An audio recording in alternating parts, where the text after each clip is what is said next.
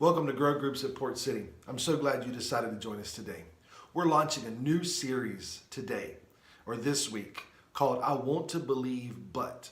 And we're looking at some of the common reasons or some of the generalities of why people choose not to believe or why they struggle with their belief and their faith in Jesus and in His Father.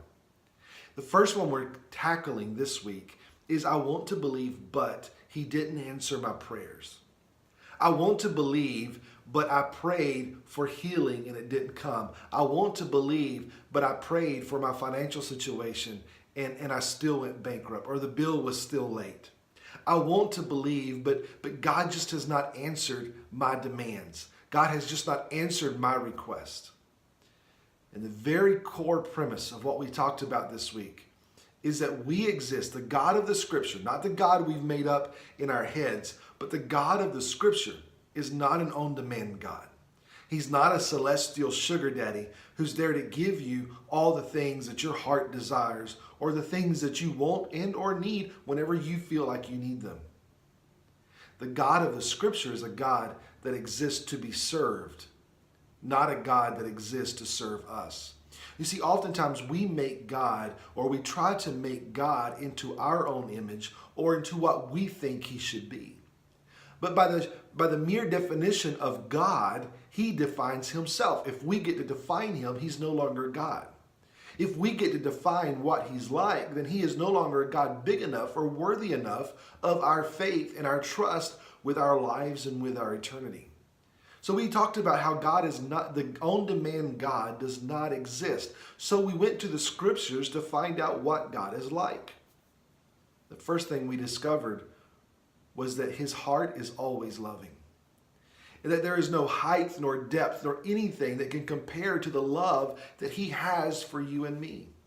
That He loved us even while we were dead in our trespasses and sin. He sent His Son to die for us. You see, God proves His love not by giving us everything that we asked for when we asked for it, but He proved His love once and for all when He sent His only begotten Son to die on the cross for you and for me, even though we were filthy, broken, and sinful. The second thing we talked about was that His ways are higher. That there are things in this life that we'll never understand the why to while we're on this earth. But we have to learn to trust and to believe that His heart is always loving, because after all, He sent His Son for us. And if His heart is always loving, then we have to trust that His ways are always higher.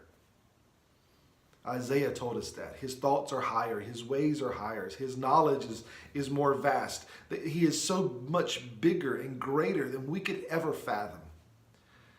So sometimes in my journey, I just have to trust and put my faith in Him that He knows what is best.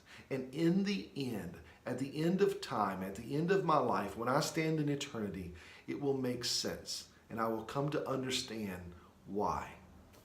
Number 3. That even when we don't understand why, His presence is enough to sustain me. The psalmist wrote in Psalms 23, verse 4, "Yea, when I walk through the valley of the shadow of death, I fear no evil, because my Father, the good shepherd, is with me."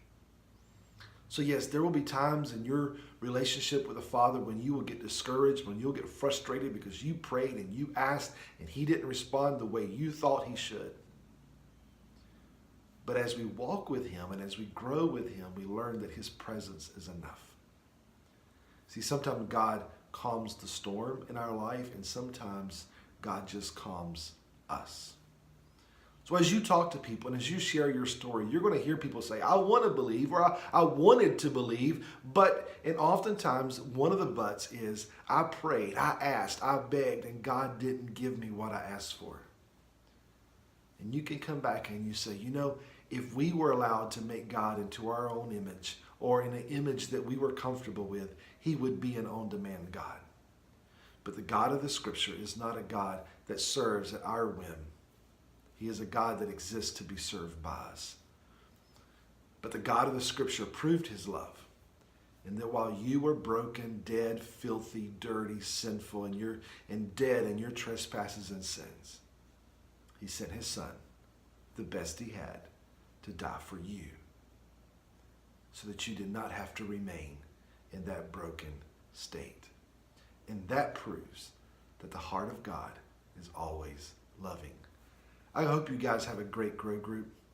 And I hope that Toby and Matt are satisfied that there is no longer a paint spot above my head. You guys have a great day. Bye.